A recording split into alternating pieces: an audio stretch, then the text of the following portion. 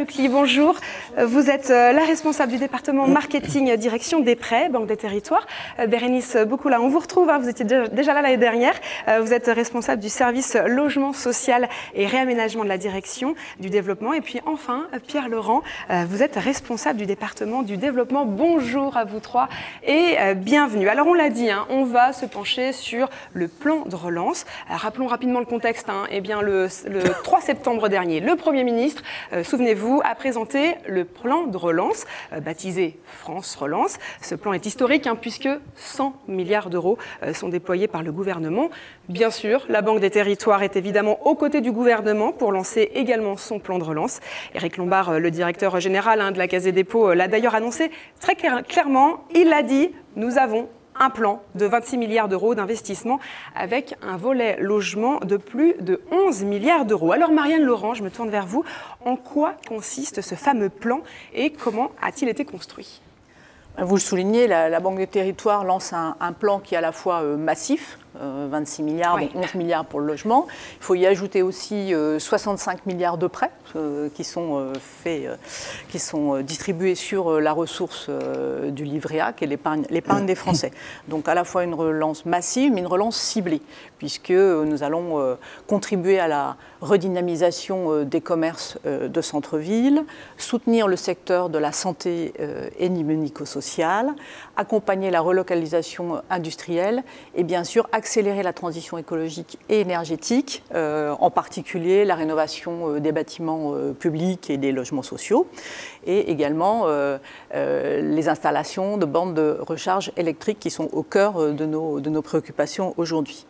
Le secteur du logement social et du logement en général va être en première ligne avec la construction et la rénovation de logements neufs et également notre filiale CDC Habitat avec son plan de 40 000 VFA. Alors justement, c'est quoi ce plan VFA ? Alors ce plan VFA, il a été lancé dans les premiers jours de la crise avec un appel à projet sur 40 000 logements. Je veux dire que c'est une opération coup de poing menée avec beaucoup de succès puisque en fait le plan est quasiment bouclé aujourd'hui. Il y a eu des propositions extrêmement importantes de la part des promoteurs et aujourd'hui CDC Habitat a contractualisé 1300 opérations avec 33 000 logements en métropole et 6 000 logements en outre-mer. Donc ça veut dire que c'est un franc succès d'une part et que d'autre part, peut-être qu'on pourra aller un petit peu plus loin et porter le plan à 50 000 logements. Peut-être. Alors justement, peut-être une question pour Maria Rucli. Marianne Laurent vient de nous présenter les principaux dispositifs du volet habitat du plan de relance. On voit l'avancée rapide, la montée en charge concernant le dispositif d'acquisition des 40 000 VFA avec près de 39 000 logements qui ont d'ores et déjà fait l'objet d'accords. Alors pour répondre aux questions qu'on voit défiler des bailleurs qui nous suivent, pour l'ensemble des autres dispositifs, concrètement, comment et quand allez-vous déployer ces dispositifs pour qu'ils puissent y avoir accès et les utiliser? Concrètement et quand nous inscrivons en fait dans une dynamique de départ lancé de ce plan de relance Habitat, c'est-à-dire que nous allons diffuser à partir de cette fin septembre et jusqu'à début novembre en flux continu notre offre, les nouveaux produits, mais également les produits qui ont été adaptés, et cela par le canal digital sur la plateforme de la Banque des Territoires. Alors ce plan de relance, il est construit autour de 5 axes de financement qui viennent en soutien des enjeux essentiels du secteur, dont bien entendu la construction, l'apport à la réhabilitation des logements, mais aussi la transformation du secteur, la redynamisation des territoires et également le soutien à l'habitat abordable. Alors ce plan, il est en fait venu amplifier, renforcer, booster notre plan logement que nous déployons depuis maintenant 2 ans. Alors nous avons adapté l'offre existante, mais nous avons également inclus des nouveautés. Sur lesquels je vais me concentrer. Quels produits nouveaux dans la gamme?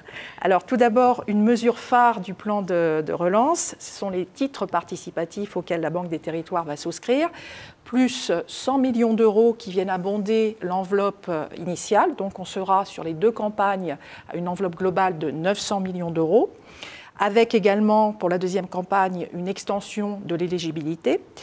Nous sommes actuellement en phase active d'examen des dossiers d'engagement, et nous pourrons commencer la souscription à compter de mi-octobre, vraisemblablement, en fonction des délibérations qui auront lieu dans les instances des organismes. Alors, en termes de soutien aux investissements de nos bailleurs sociaux, nous lançons à mi-octobre 2 appels à manifestation d'intérêt, 2 AMI, sur les prêts de haut bilan, prêts BHB2. Le premier, il va concerner la 3e tranche PHB2. Et le second, donc c'est également une novation, va concerner le soutien à la reprise des chantiers qui ont été touchés, qui ont été en arrêt durant cette crise sanitaire, également lancé à mi-octobre. Le 3e enjeu, il va concerner l'accompagnement des territoires. Nous accompagnons d'ores et déjà, bien sûr, la politique de la ville, les plans de rénovation urbaine, le programme Action Cœur de Ville. Et puis, nous allons également soutenir le programme de Petites Villes de demain, qui vient juste d'être lancé, avec une nouveauté. Donc, nous incluons le prêt de renouvellement urbain dans notre gamme pour accompagner les petites villes de demain. Autre nouveauté qui était également attendue sur le logement abordable et logement inclusif, c'est un prêt qui va permettre de financer la restructuration des copropriétés dégradées, donc qui va concerner notamment les villes à forte densité. Enfin, concernant le logement abordable, nous allons également ouvrir nos financements au personnel clé, donc travailleurs clés, notamment le personnel soignant qui a été pivot au cœur de cette crise. Nous élargissons bien sûr notre offre, comme je viens de l'exposer, mais nous sommes également très attentifs à poursuivre les axes de simplification et de digitalisation de nos échanges au travers également de la plateforme Banque des Territoires. Oui. Très bien, quel programme. Alors, parmi tout ce que vous venez de dire, Maria Rucli, vous avez parlé des titres participatifs, et c'est une première pour la Banque des Territoires. En effet, au-delà de son rôle de prêteur, eh bien, la banque vient désormais en tant qu'investisseur. Alors concrètement, la loi Elan permet aux organismes de logement social de se doter en fonds propres sous la forme de titres participatifs, justement. La première campagne a été lancée en février 2020. Alors, l'AMI est-il un succès finalement ou un fiasco? La Banque des Territoires peut-elle vraiment aider autrement que par des prêts? Eh bien, réponse en images. Regardez.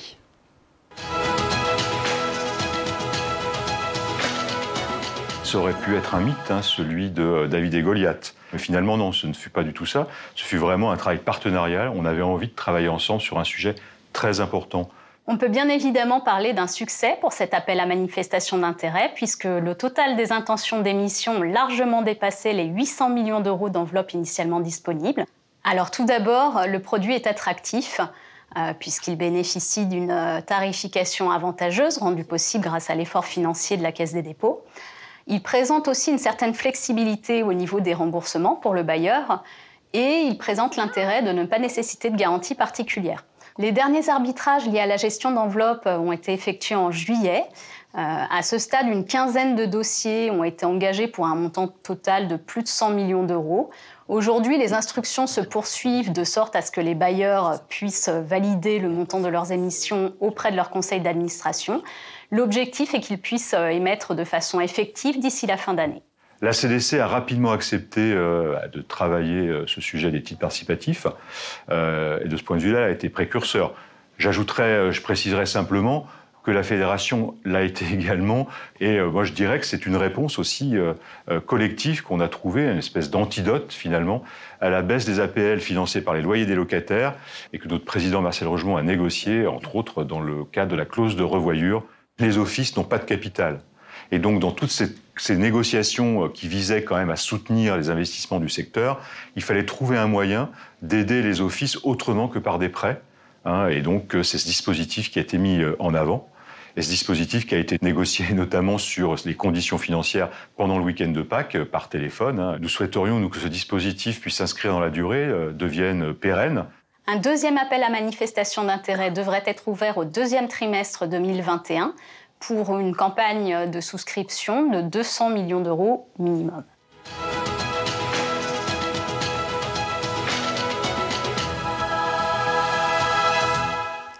Alors vous l'avez entendu, face au succès de cette première campagne, eh bien, comme l'a annoncé Emmanuel Evin, la deuxième campagne sera lancée en 2021. Hakim, on poursuit toujours un petit peu sur ce sujet et pourquoi ce succès ?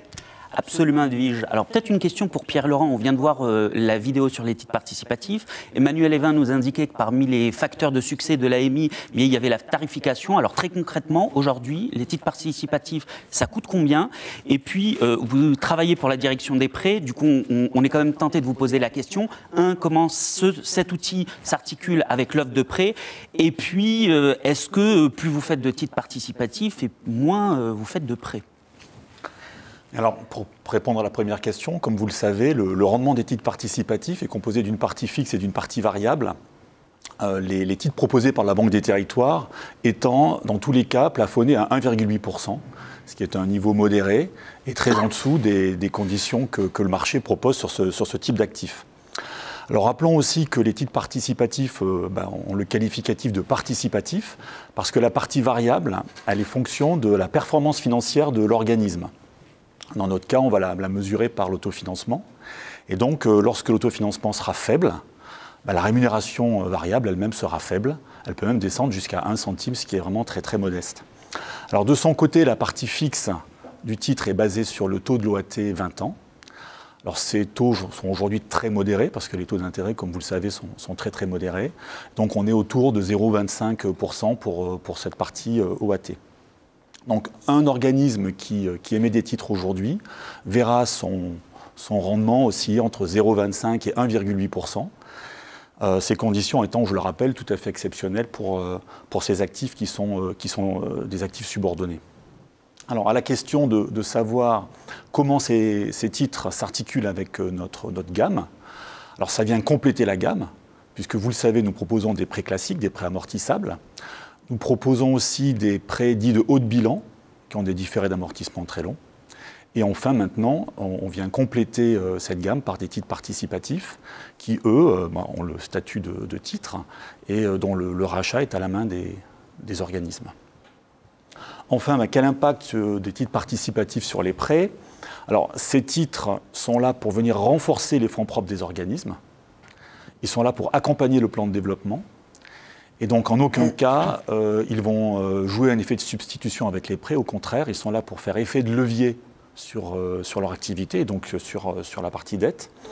Et donc, à l'occasion de ces émissions, nous encourageons d'ailleurs les bailleurs à venir signer avec nous des conventions de partenariat qui seront là justement pour tirer profit de la complémentarité entre tous nos produits. Alors justement, peut-être une question pour Maria Rucli pour terminer cette séquence sur le haut de bilan. On sait que c'est un enjeu qui est extrêmement important pour le secteur. Dans le cadre de votre plan de relance, est-ce qu'il y a de nouveaux dispositifs en matière de prêt de haut de bilan? Est-ce qu'il n'y a pas un petit peu de recyclage? Alors effectivement, il y a un peu de recyclage. Nous allons lancer à très court terme 2 appels à manifestation d'intérêt sur le PHB2. Le premier, donc, il va concerner la 3e et la dernière tranche du prêt de haut de bilan. Comme on sait, il s'agit d'un financement qui soutient les investissements de nos bailleurs, assimilable à des quasi-fonds propres. Et cette 3e tranche, elle est entièrement dédiée à la production, avec les caractéristiques d'éligibilité et caractéristiques financières qui restent les mêmes que celles de la tranche précédente qui a été lancée en 2019. Le montant dédié de cette enveloppe est de 600 millions d'euros. L'AMI sera lancé le 15 octobre et il se terminera le 15 décembre. Le second AMI, effectivement, il est plus novateur. Il intervient en soutien aux chantiers, donc, je le disais précédemment, qui ont été touchés par cette crise sanitaire, qui ont été mis à l'arrêt. Il s'agit d'une enveloppe de réallocation de reliquats de PHB2 qui a été dédiée à cette thématique pour accompagner donc la reprise des chantiers, que ce soit des chantiers de réhabilitation ou des chantiers de construction. Il sera largement ouvert à nos clientèles. La particularité, c'est que ce sera un prêt à l'opérateur, il sera versé en une seule fois et il ne sera pas assorti de droit de réservation d'Action Logement Service.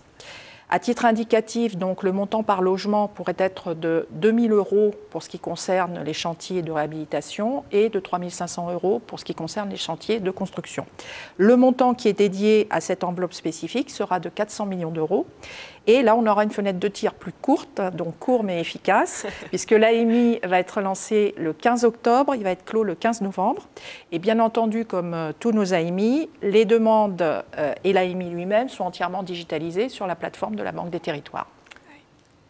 Alors, prenons quelques instants maintenant pour parler de prêts. Je me tourne vers vous, Bérénice Bocula. On le sait, dans le cadre du plan de relance du gouvernement, la rénovation thermique des bâtiments publics, mais également du logement et notamment du logement social, est un enjeu majeur. La question qu'on se pose, c'est est-ce que dans le cadre de votre plan de relance, il y a de nouveaux dispositifs dédiés à la rénovation? Et puis peut-être plus globalement, est-ce que votre offre de prêt à la rénovation, elle fonctionne? Alors, on a une offre existante qui est déjà bien connue et très utilisée, qui est l'éco-prêt et les prêts à taux fixe, qui sont à des taux attractifs aujourd'hui. Et donc là, nous avons mis en place dans le cadre du plan de relance un accompagnement renforcé qui vise à accélérer la rénovation des logements sociaux et à massifier cette rénovation. Donc on peut citer 2 axes. Le premier, c'est comme l'a dit Maria, une partie du plan de relance, c'est une adaptation du plan logement et donc de prêts qui existaient déjà, mais certains étaient très peu mobilisés. Donc un exemple, c'est le prêt de bilan réallocation, qui était très peu utilisé malgré un taux zéro pendant 20 ans, un différé d'amortissement. Donc on se demandait pourquoi. En fait, il s'avère que le montant était jugé trop faible par les bailleurs. Donc nous avons doublé ce montant unitaire. Désormais, ça c'est disponible tout de suite. Les bailleurs peuvent mobiliser à hauteur de 10 000 € dans les plans de financement de réhabilitation ce prêt PHBB réallocation. Donc avec quand même un taux zéro pendant 20 ans, un différé d'amortissement. Ensuite, le deuxième axe, c'est un soutien fort à la rénovation massive des logements et aux rénovations ambitieuses. Donc nous avons créé une réponse vraiment sur mesure à la démarche Énergie-Sprong en Pays de la Loire, car ces rénovations ambitieuses coûtent très cher. En fait, il y a une garantie d'énergie zéro pendant 30 ans, et donc tout ça a un coût. Et nos offres actuelles ne permettaient pas de couvrir la totalité du besoin de financement. Nous avons donc boosté les offres qui existaient déjà, mais en augmentant les montants unitaires. Alors aujourd'hui, l'étape suivante, c'est de répliquer cette expérimentation à d'autres régions pour qu'on puisse intégrer cette offre qui était sur mesure auparavant, mais à toutes les rénovations massives. Alors, est-ce que ça marche ? Alors oui, ça marche. Aujourd'hui, nous avons des prêts à taux fixe qui fonctionnent très bien.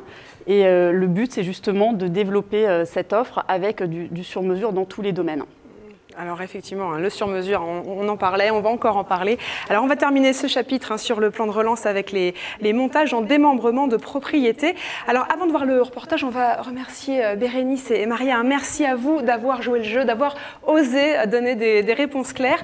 Alors on le disait, on va revenir sur une solution qui a été lancée il y a tout juste 2 ans, en septembre 2018. La Banque des Territoires présentait Tonus. Alors ce véhicule a une capacité d'investissement d'1 milliard d'euros pour soutenir la construction de logements sociaux en zone tendue. Cette opération a été rendue possible notamment grâce au démembrement de propriétés institutionnelles.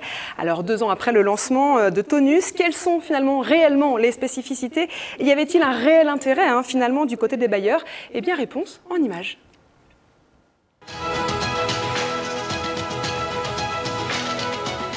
Notre activité s'est beaucoup développée ces derniers mois, puisque plus de 80% de l'objectif d'investissement que nous avons prévu pour l'année 2020 est d'ores et déjà atteint. Concrètement, cela signifie que nous avons engagé la construction de 1500 logements avec 26 bailleurs sociaux. Dans ce dispositif, le bailleur est propriétaire de l'usufruit. Donc il n'est pas effectivement plein propriétaire du bâtiment, mais il exerce pendant 15 à 20 ans son métier de gestionnaire du service aux locataires. Et donc, en cela, ça nous permet d'offrir davantage de logements en Île-de-France à davantage de locataires. Notre modèle d'investissement est un modèle en usufruit locatif social. L'intérêt pour le bailleur, c'est qu'il n'engage aucun fonds propre. La spécificité de notre modèle réside dans le fait que nous sommes un investisseur institutionnel. Donc nous ne commercialisons pas la nue propriété. Cela nous permet de faire des opérations non seulement en PLS, mais aussi en plus et en PLAI.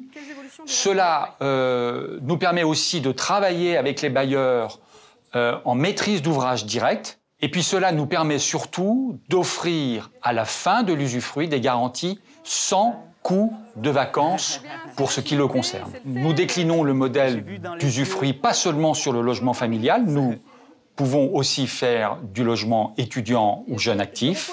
Nous pouvons aussi intervenir dans l'ancien par des baux à réhabilitation, dès lors que celui-ci est mené par des bailleurs sociaux. Nous avons signé en septembre 2019 un partenariat avec Tonus. Nous nous engageons ensemble à produire 600 logements sur la période 2020-2022. Alors 600 logements, c'est beaucoup. Ce partenariat nous permet justement d'atteindre nos objectifs de développement. Les montages en Île-de-France sont souvent complexes puisque les prix de l'immobilier sont très élevés. Ce partenariat nous permet de produire des logements sociaux dans des secteurs où on n'aurait pas pu justement atteindre les équilibres qui permettent de les réaliser.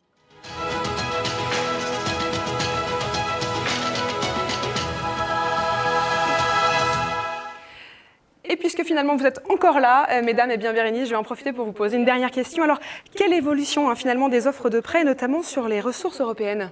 Alors en effet, nous avons une évolution des financements européens qui s'est concrétisée par un partenariat que nous avons signé avec la Banque européenne d'investissement, la Banque du Conseil de l'Europe et l'USH le 15 septembre dernier. C'est donc tout récent. Alors concrètement, qu'est-ce que ça veut dire des prêts sur ressources européennes ? C'est-à-dire que la Banque des territoires distribue des prêts dont la ressource provient soit de la Banque européenne d'investissement ou de la Banque du Conseil de l'Europe. Donc sur la Banque du Conseil de l'Europe, ce sont des prêts pour le médico-social à taux fixe, qui viennent compléter notre offre de prêt sur index livret A. Et concernant la Banque européenne d'investissement, la cible, et donc nous espérons que nous allons bientôt conclure, ce seront des taux fixes qui existent déjà aujourd'hui pour la production. C'est un produit qui s'appelle le booster, mais qui aujourd'hui, dans sa version amortissable, s'arrête à 30 ans. Et là, grâce à cette ressource, nous allons pouvoir offrir des maturités à taux fixe amortissables de 35 et 40 ans. Eh bien, très bien, merci beaucoup à vous deux d'avoir joué le jeu encore une fois. Et puis nous voici arrivés finalement à la troisième partie de cette émission Osons les sujets. Et nous allons voir ensemble si les fondamentaux du secteur restent solides.